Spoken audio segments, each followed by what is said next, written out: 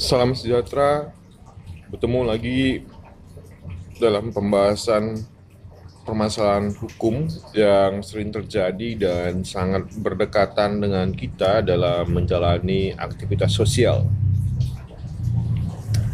Saya mencoba membahas ada suatu masalah dalam hal warisan.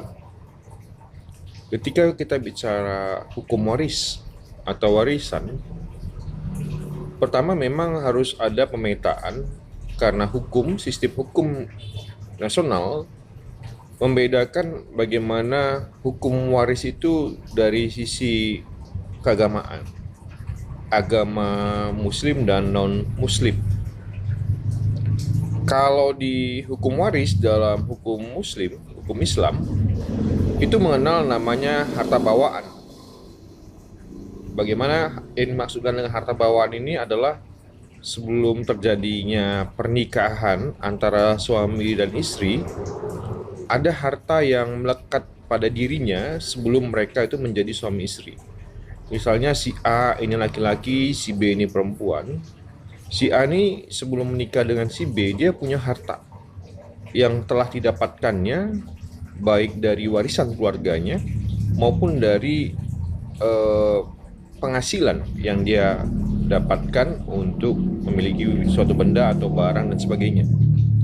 Nah, ketika dia menikah dengan si B, itu adalah harta bawaan, harta yang dibawa saat belum menikah dan setelah menikah. Tetapi di bagi hukum waris dalam sistem hukum bagi agama non-muslim itu tidak mengenal harta bawaan.